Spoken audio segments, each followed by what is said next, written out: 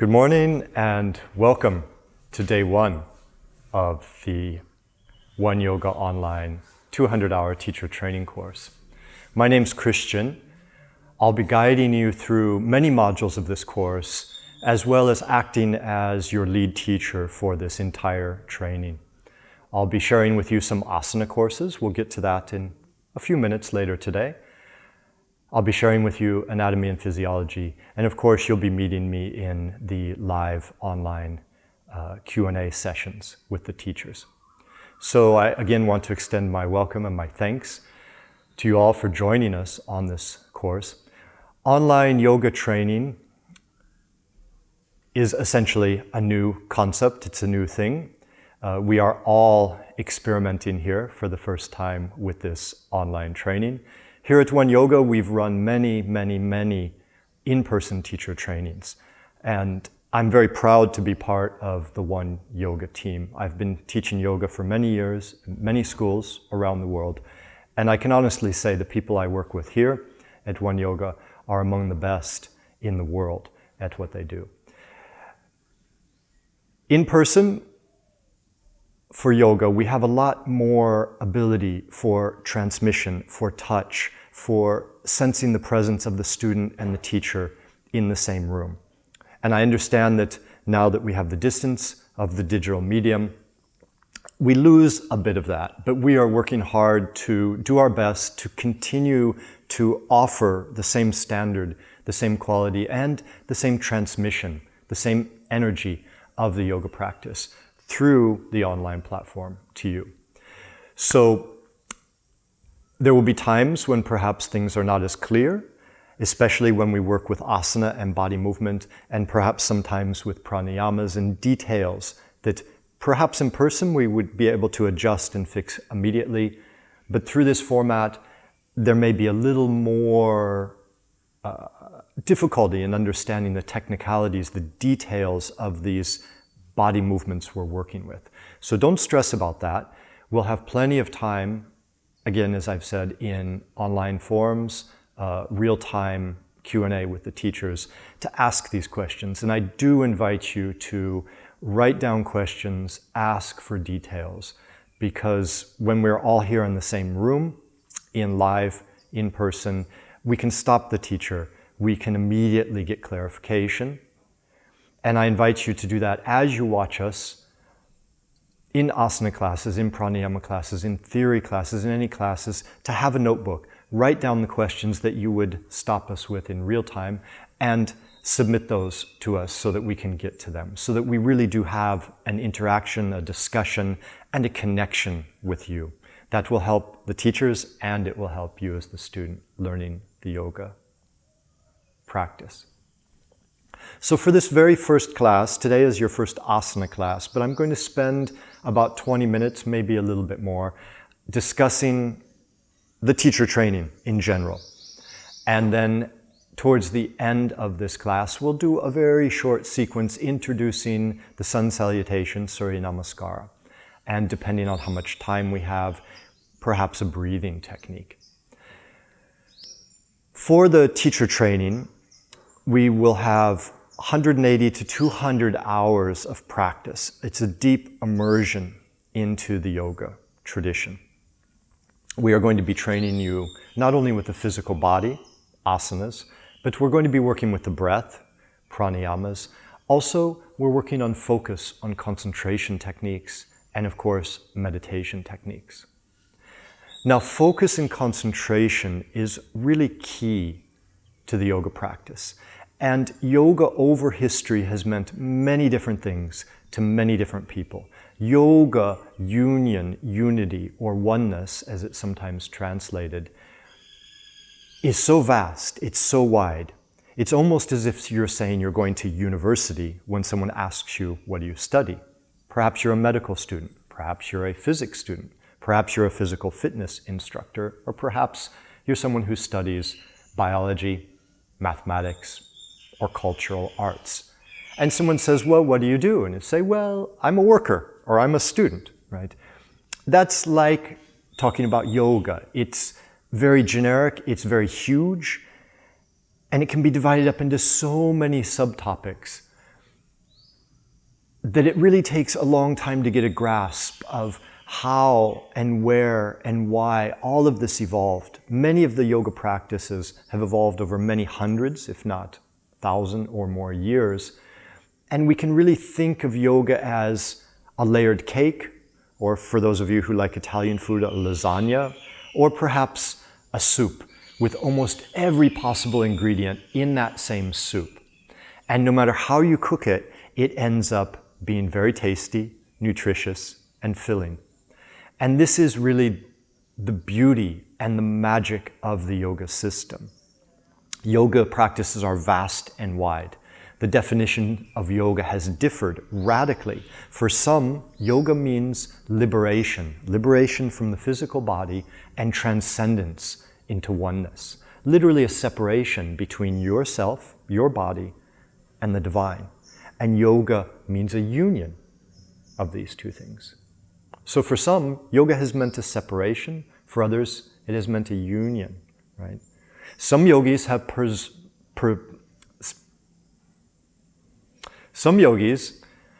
worked with material gains, or what they call siddhis, gaining superpowers. And in the Yoga Sutras, we see a lot of emphasis on siddhis, superpowers gained from perfecting the human body, perfecting the human mind, and achieving certain benefits or goals. And other yogis are all about surrender and bhakti and devotion. So we'll learn much more about this in your yoga philosophy and yoga history classes with other teachers, but it's important to constantly keep in mind that yoga, capital Y, is such a vast, huge subject. And again, I want to emphasize this is its strength. Yoga is always able to take the best bits of everything, adapt to it, and then offer it to you as a technique to make either your physical body better, stronger, your mind more focused, more clear, and stress-free, and also provide a sense of solace, a sense of bliss, and a sense of oneness in what can often be a very challenging and difficult world. So that's a big thing, yoga. We'll be breaking it down over the next 200 hours into small little bits. We're going to be working with the body. We can all access the body. And this is why we usually start our yoga classes or we start our yoga trainings with asana work. Asana is, as you hopefully know, or as many of you understand, asana works with the body in a series of postures to bring awareness to not only aspects of your body, but also subtle energies, and also the in-breath and out-breath. And because the body is easy to access, I can point at your knee and say, do this with your knee. I can point at your elbow and say, do this with your elbow. We all understand that. And that's an easy access point to a deeper practice. The breath, which we will also work with a lot in this 200-hour TTC, is another easy access point to the benefits, to the practices in the yoga tradition. Because we can all say, breathe in, hold the breath, and breathe out. We all understand how to work with our breath. And essentially, we all know how to hack our breath by holding the breath longer, or when we exhale, not inhaling. And we'll go into great detail about the 4 different aspects of breath in pranayama, and how changing small counting or small amounts of working with the breath, small amounts of in-breath or out-breath or holding, how that will affect your consciousness, how that affects your blood chemistry in very, very powerful and we can say healing ways. And now I'm back to focus. Focus and awareness are huge, huge words in the yoga tradition. And this will be the major challenge facing us in an online TTC. When we are in the same room, 20, 30 students, I've even had rooms of more than 100 students. When we're in the same room with an asana teacher, with a breath teacher, with a meditation teacher, we are literally there to participate. We take time out of our daily lives. We change our clothes, possibly, into certain yoga clothes. We have a ritual of taking a mat or bringing a mat, rolling out the mat, perhaps even cleaning it, adjusting ourselves on the mat, closing our eyes, and waiting for class to begin. The yoga practice is about ritual and it's about a collective ritual. And that helps us detach from our normal daily thoughts and busyness and life and focus on the teachings.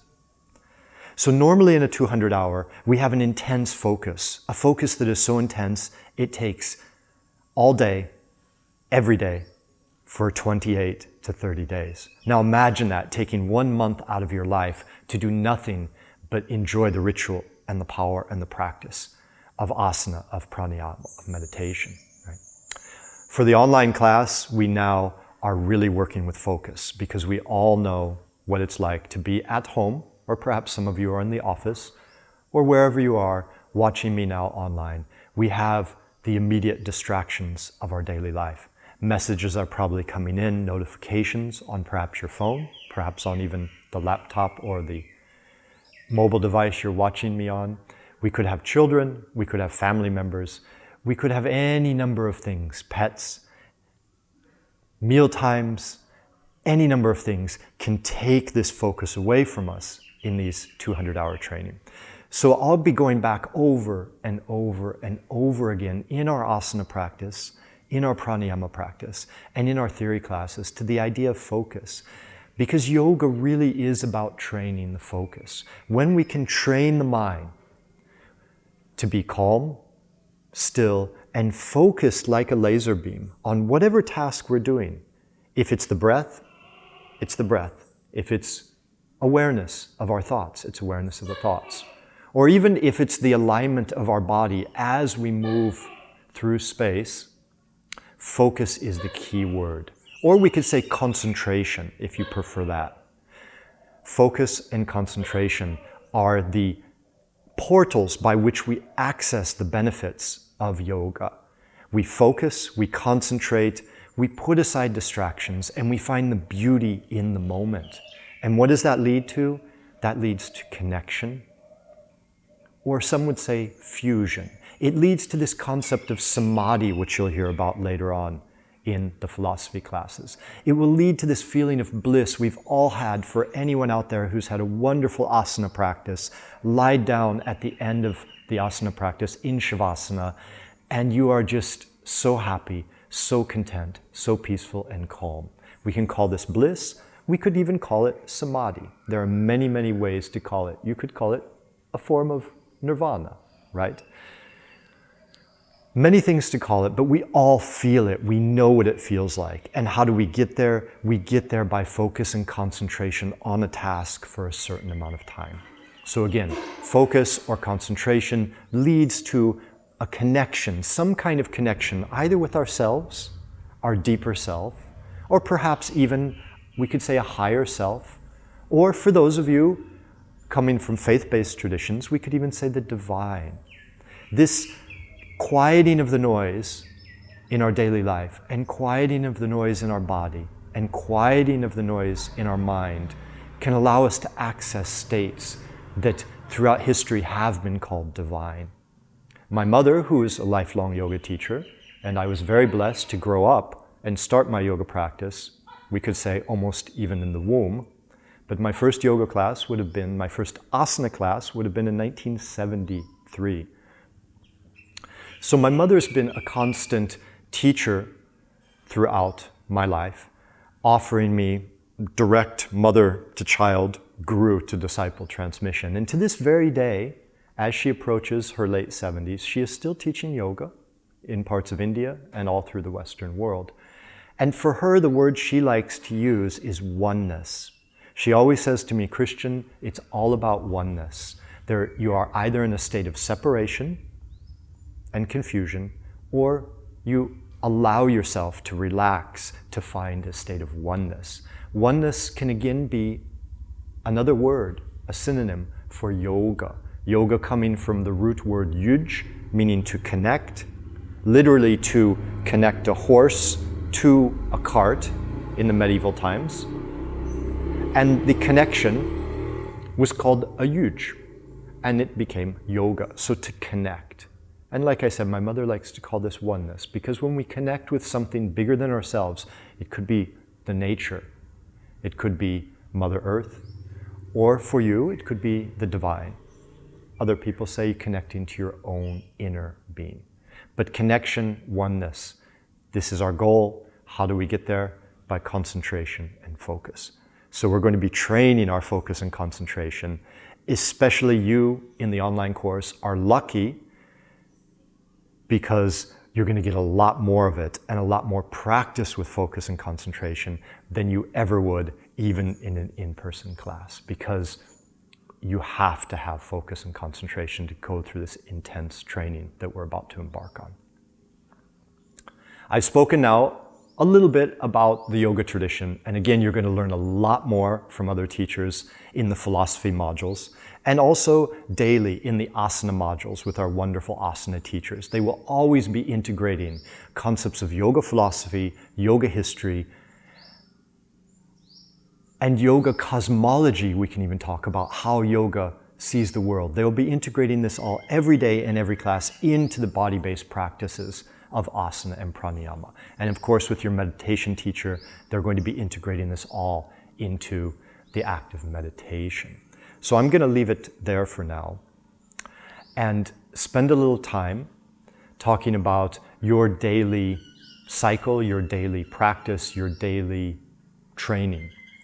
We begin every morning with the meditation, which hopefully you've all watched already. And after the meditation, we guide you through what will be about a 90-minute asana sequence. Sometimes that could be me or other teachers. But the morning asana class will usually be a physical practice, an energetic practice, and a practice really focused on the body, and also the techniques of how to move the body. Now, I know many of you out there, at this point in your life, you're taking a yoga teacher training, so some of you may have 3, 8, even 10 years of yoga practice behind you. I've trained students who are already teachers in many very strong traditions. For example, Iyengar teachers who spend 8 years in their yoga teacher training before they're allowed to teach. Even though we all come to this from different experience levels, we all really have to start at ground zero. And we have to start with the basics. And why do we have to do that? We do that because for this class, we're learning how to teach. So we have to essentially take you all the way back to the first Surya Namaskaras, the first sun salutations you've ever done, and break those down piece by piece, step by step, with the idea that you are learning to teach them now and not just do them in your daily practice or do them in a studio class. And that transition from a student, even if you've been practicing 10, 12, 15 years, that transition from student to someone who has to teach it is a wonderful, magical transition that will challenge you, it will improve your practice, and it will allow you a greater understanding of not only your body, but also your mind. So we're going to start off later this morning and today with really the basics of some simple warm-up exercises and then Surya Namaskar classics. After that, you'll have your first history classes and philosophy classes. Throughout the day, we'll have asana clinics, or what we like to call art of teaching, in which we really break down the minutiae, the details of alignment, of adjustment, of how to teach. So in your art of teaching or your asana clinics, you'll be learning how to offer modifications, corrections. You'll be learning about how different traditions view the same asana. Because again, yoga is a vast, vast world that has been taught by millions, literally, of good teachers throughout the world and throughout history. And we are able to, let's say, piggyback or learn from all of their knowledge. So there is no one single way to do a yoga asana. There is no right way to do a yoga asana. We will offer many ideas for how to prevent injuries, how to perhaps best align different body types. But it's very important as we go forward that perhaps some of the ways we present asana, and we have 3, 4, maybe 4 asana teachers, all coming from different trainings, different backgrounds. It's very important to keep an open mind with what you've learned and with what the teachers are presenting, because we're going to do our best to make you teachers, which means you need to understand the differences in different traditions, different alignments, and different asana practices. And we're really blessed with having teachers who are not only strong in very powerful Ashtanga and power yoga traditions, but also teachers who are very grounded in classical Hatha. We have teachers who are experts in yin and restorative. And all of these traditions approach their asana practice differently. I'm sure you understand that. If you've been to a yin class, it's going to be different than an Ashtanga class. And that Ashtanga class is going to be different than a Hatha class. What we will be transmitting to you will be many variations on the same theme. And that's what we'll be doing in Asana Clinic.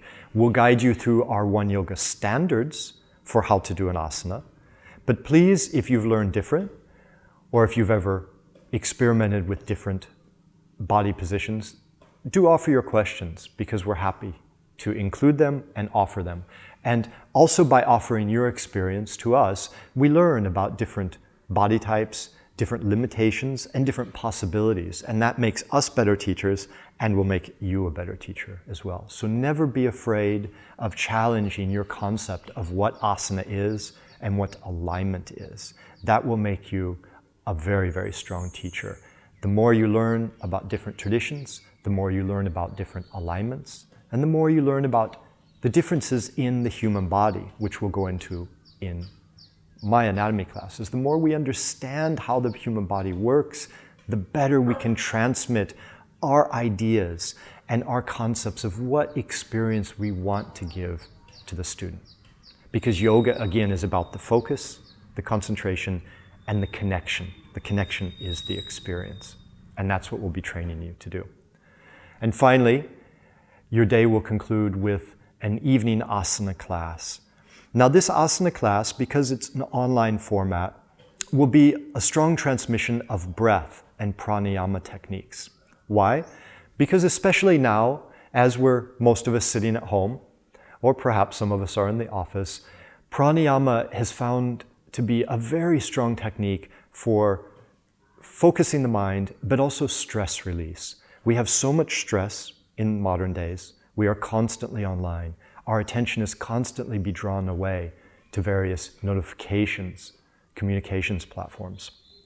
I've spent all of my adult life living in China since I was a teenager, and I went to university there. And China has its own social networks. It has its own online shopping. It has its own world of communication. Now, I'm living outside of China, and I still go back often, and I have a house there. But when I'm outside of China, the Western world, or even other countries, have their own social media and have their own online shopping. And I'm sure all of you have traveled and you know what it's like. So I literally have 10 or 12 different messaging apps on my phone that are coming from messages from different time zones in different languages constantly, nonstop. In the old days, we'd have our parents ringing us on the phone occasionally, or we'd be ringing our friends on the phone. But now we have so much distraction pouring in, it's like a waterfall. And what can help us manage that? What can help us detach, relax, and better handle the challenges of our busy modern lives? Breath control, pranayama. And why? Because hacking into the breath, managing our breathing radically and quickly, and we could almost say magically, adjusts the blood oxygen balance. It adjusts the balance of our nervous system. And within seconds, 4 seconds, 6 seconds, it will put us in a state of relaxation and calm. So it's very important to practice as much pranayama as we can in daily life. Asana is wonderful, but an hour of asana is going to give us the same feeling that we can achieve with 10 or 15 minutes of pranayama. And I'm going to teach you how to do that, and we'll learn how to teach it. So our afternoon classes will be, of course, asana, but we'll also have a heavier component of pranayama in this TTC, because I personally love pranayama. Our teachers are suggesting that for online we transmit more pranayama. And especially in these busy times, I'm seeing more and more emphasis on breath work as an easy entry point, an easy access to controlling stress, managing our lives, and really improving the quality of our time here on this planet. Okay, so again, as a quick review, that's the day. Starting with meditation, we have an asana class. It could be me, it could be one of your asana teachers. We move into philosophy. We have an asana clinic after that. And then we have an afternoon asana pranayama class. And finally, we will have, depending on your time zone, we'll set up times with the teachers, and we'll have live meetings through whatever platform we are using that is most accessible. We'll have live meetings with you in which we're allowed to see the students. That's very important for the teachers, but also you can see the teachers and have direct access to us. So again, for this entire training, please find a notebook, a handwritten notebook, an old school notebook, a pen and paper notebook. Find a notebook that you can place beside the laptop or the mobile device that you're watching me on, and immediately write down things that come to your mind. Really pick up a pen or a pencil and write it down, because I'm one of those who converted to digital very early, and I have piles and piles of files of notes that I've taken in various teacher trainings or yoga classes throughout my life. But in fact, I have so much, it's overwhelming. It's just another avalanche of digital information. And I find that when I am at a yoga teacher training, for those that I've done before, if I've simply written down questions, I can pull that notebook off my shelf very quickly, access it, and it becomes a very powerful tool for memory. So again, if you don't have one, pen and paper notebook, put it right by the side of your online device and write down anything and everything that comes to mind, even feelings, even concepts when you're doing the practice. Perhaps write them down very quickly, and then we can address these, we can talk about these, and we can interact with them. Because this is really the giving and transmission of the yoga teaching, about how the teacher and student interact to build a stronger learning foundation. And also, you will make me a better teacher, and I can make you better teachers and students as well. So that's your day, and that's a brief introduction to the course. What I'd like us to do now is spend the next 20 to 30 minutes going through a very simple, easy warm-up, and then I'll guide you through the classic variation of Surya Namaskar, the sun salutations, as it is taught here at One Yoga. So again, welcome, blessings, and I really look forward to this journey with you over the next 200 hours.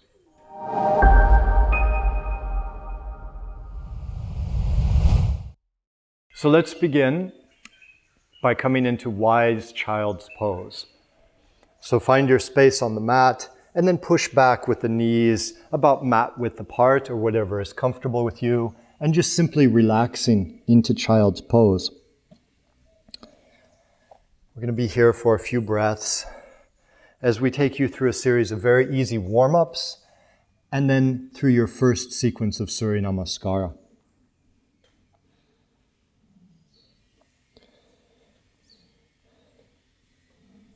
Take a moment to feel into your body, notice any tightness, restriction, and try to move the body in a way to find freedom, to find ease.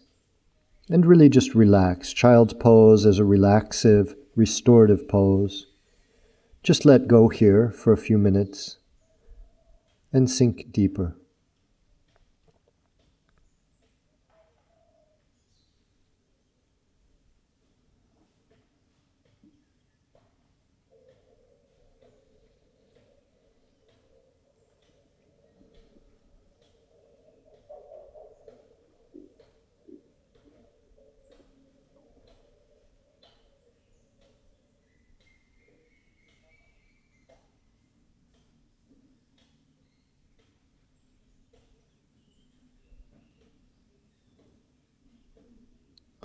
And find in your out-breath, on your in-breath, come up on your elbows, bring your knees together, and then push up into tabletop.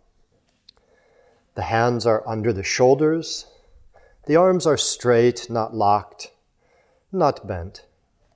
And you're relaxed in a tabletop position. We're going to begin with some very easy back bends, some cat-cow.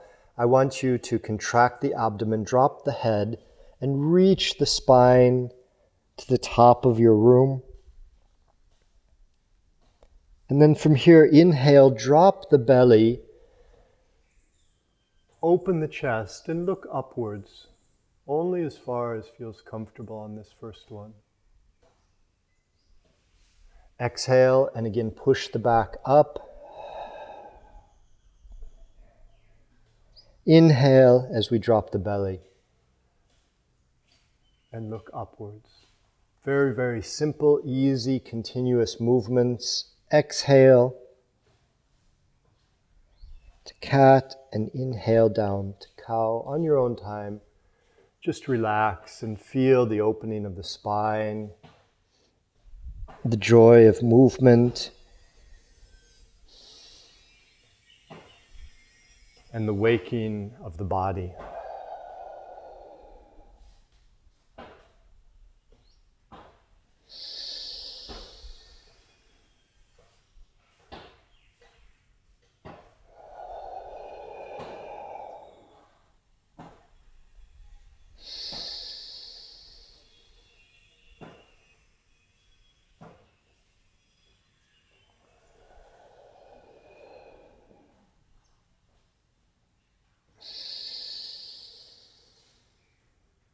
And on your next exhale, find yourself again in a neutral spine, tabletop position. I want you to take your left hand, thread it under and through the right, and drop your left shoulder to the mat.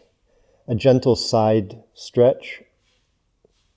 For those of you who are not really feeling any of this, may have a bit more flexibility, reach the right hand now up to the ceiling. You can even turn your eyes and look up at the right hand. Or if you wish, you can bring that hand all the way around and hook it on the left thigh. And again, we're just doing a very gentle stretch. No need to really push it or go deep. Just allowing a bit of movement and opening in the body. So again, the hand can be on the mat. It can be reaching towards the ceiling, or it can be wrapped around, grasping the left thigh. And then just relax into this posture. Let gravity do its work. A lot of yoga practice and other body arts are really the interaction of gravity and the body. And sometimes we just want to submit, to relax, to melt into the earth. Let gravity pull you down.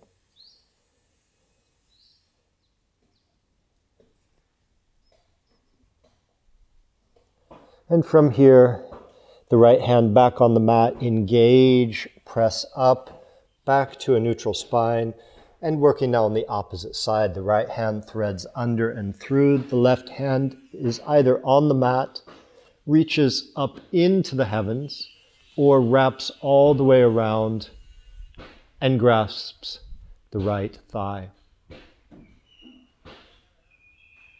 So again, relaxing, melting into this position, and not really worrying about stressing yourself, going only as far as comfortable.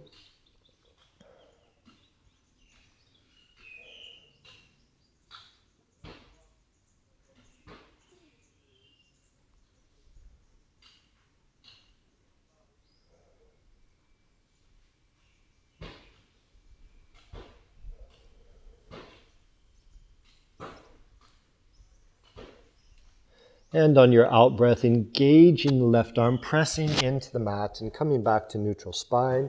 If you wish, a few more cat-cows, feeling the flexibility, the opening of the body.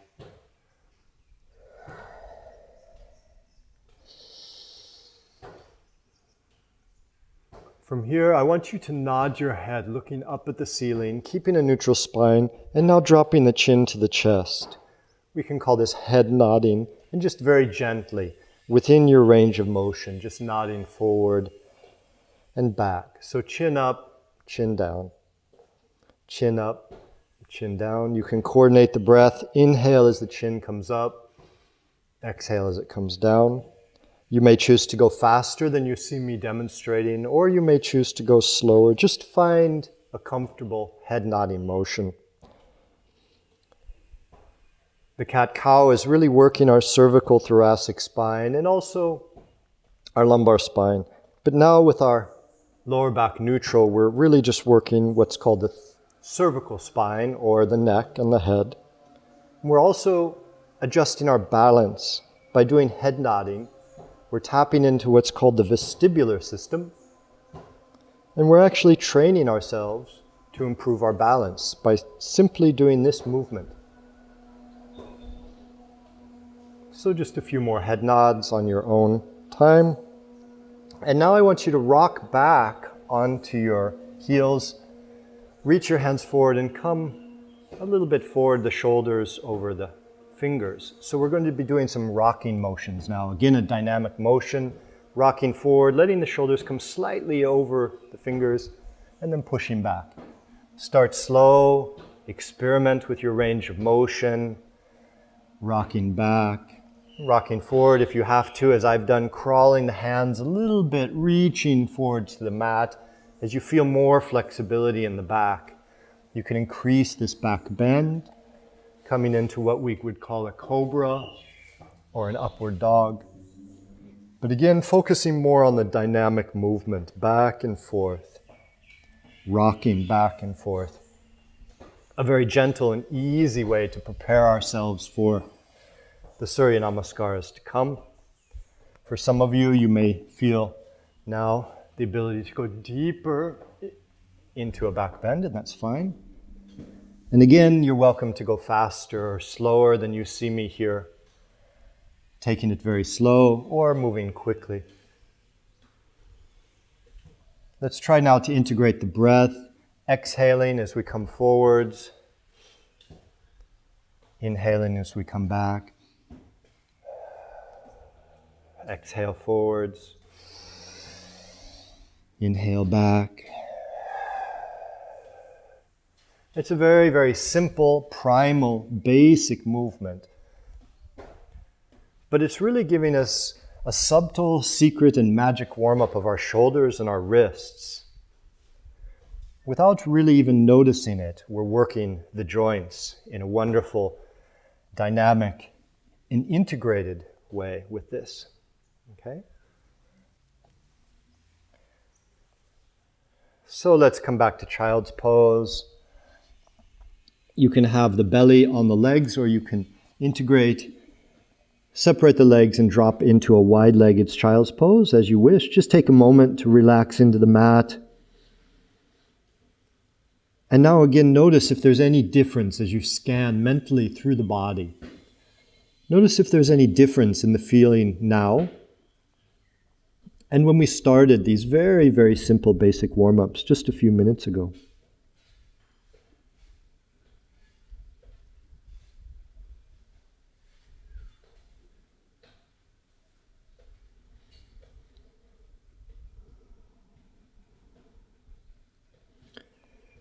And then coming back up to tabletop, let's curl the toes under and then press into a very gentle downward dog, and then coming back down to tabletop, uncurling the toes. So again, let's make this a dynamic movement where we're tabletop, curl the toes, press, lift up, and push back. Very, very easy, simple. Relax any notions that you may have had before about down dog, and just feel into the movement. And I encourage you really, as I am doing right now, to close your eyes. Yoga, one of the magic aspects of this practice is quite often we invite you to practice with your eyes closed. And what this does is it changes your focus. In a way, it accesses different aspects of your body and different aspects of focus. It accesses something that we would call interoception, a big word we'll learn in anatomy later in the course. But the body has two wonderful systems as we continue this movement. The body has an awareness of where it is in space. I know where my hands, my shoulders, my knees are. This is called proprioception. When we close our eyes and we focus on how a movement feels or how a movement makes us feel, that's a different system, and that's called interoception. And yoga trains both. And the secret to going inwards is simply closing your eyes and bringing the focus to how the movements make you feel. So one final time, let's press up, curl the toes, and then walk our feet to the front of our mat, and then come very naturally up to a standing position. So now, shaking out the body, we've arrived standing. We've done some very simple warm-up movements, and now I'm going to guide you through your very first Surya Namaskara. Today I'm not going to really focus on the details. Your Asana teacher will be with you later to break it down step by step. But just now, again, if you can practice with the eyes closed, that would be beautiful. But if not, if it's your first time and you have to follow along with your eyes open, I want you to stand naturally. And in fact, I want you to relax your hands, take a few steps back, and take a few steps forwards. And again, back and forwards. And when you come forward to your mat, let your feet fall where they may. Erase any notions about what you've been told about where the feet should be, how the body should be. And just again, walk back and walk forward. And once you find a neutral standing position, relax there just for a minute. For the sake of our practice today, we're just going to start here. Very simply, the body should now be in a natural position, really where it wants to be at this very moment. Let's close the eyes and take a quick scan and notice what we feel about this position. Very soon we'll learn a standard standing position in the yoga tradition, but right now I want you to just explore and understand. And if you find you've kind of fallen into default modes about how you're supposed to be with the hands and the arms, shake out the arms again, a few steps forward, a few steps back, and just pause where you are and note how this feels.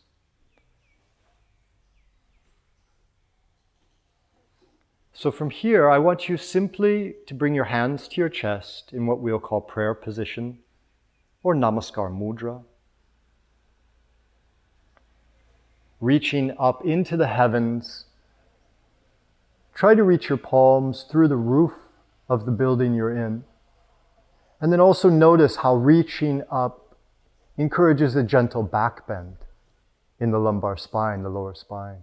From here, make your way to the earth. Don't stress about details of alignment. Just let the body fall naturally down. And then shake out. Let the shoulders drop, the hands drop. You may even grasp the elbows and roll them in what could be called ragdoll. Just relax into this forward bend very gently. From here, I want you to step your right foot back. The right knee lands on the mat. Fingertips are on the mat. And we look slightly upwards. Engage the hands with the mat, press back into what could be called downward dog. Don't stress about it. Your teachers will break this down with you very shortly. And from here, dropping your knees first to the mat, so you're in tabletop. Now dropping your chest and your chin all the way to the mat. Elbows are tucked by the sides. Relaxing the tops of the feet to the mat. Pressing into the mat, opening the chest into a very gentle back bend. Now engaging the arms, curling the toes, pressing the body up and back, again into downward dog. From here we step the right foot forward between the hands, dropping the left knee to the mat, opening the chest. The back foot comes forward, so we're again in gentle forward bend. And from here, bending the knees slightly, engaging the muscles of the legs, and reaching up with the entire body, extending again through the roof of the building you're in. And finally, on the exhale, bring your hands together, completing this first round of classic Surya Namaskar in the One Yoga style. The hands are now together at the chest in Namaskar mudra, prayer position. Let us inhale as we reach up into the heavens and exhale as we bow down to the earth. Inhale, this time the right foot steps back, the chest opens.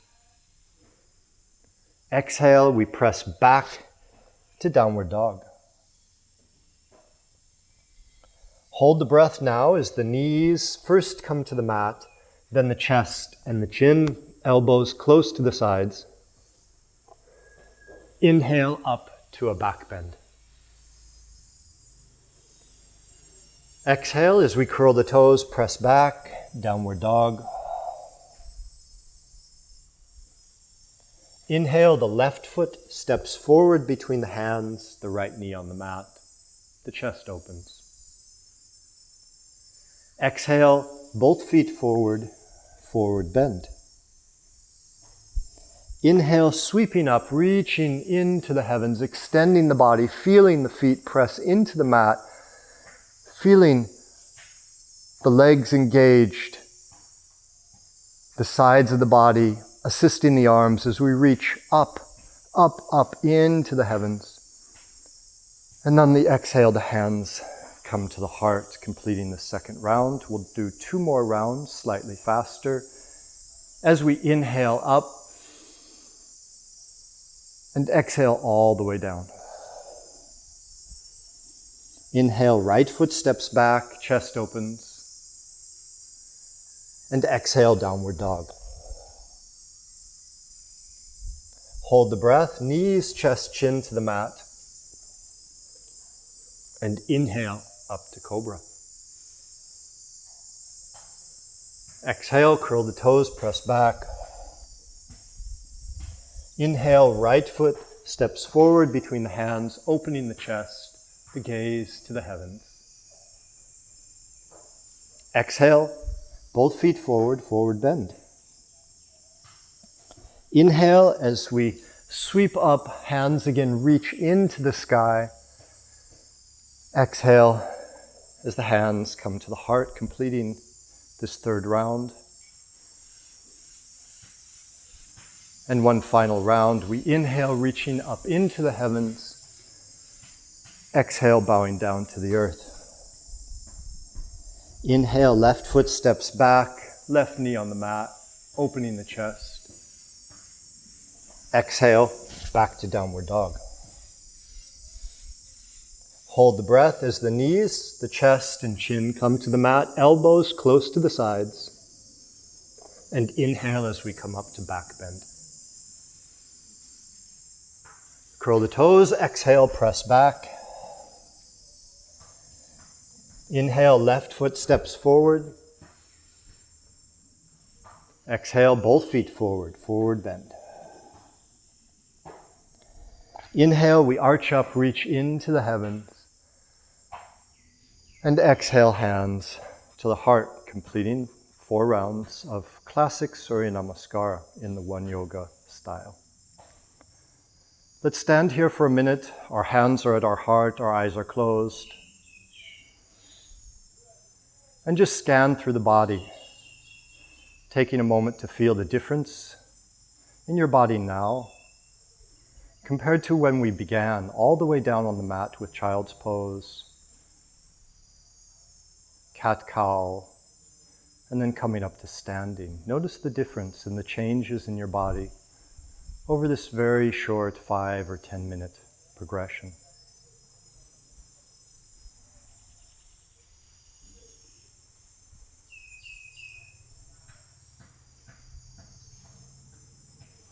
From here, relax your hands, relax your body. And with that, we conclude today's class. Thank you for joining me. Your asana teacher will be with you later in the day to break down Surya Namaskar, give you the details, exactly how to perform it, the details of the alignment, and all the minutiae of how to not only perfect your Surya Namaskar for yourself, but then teach others this beautiful practice. So thank you.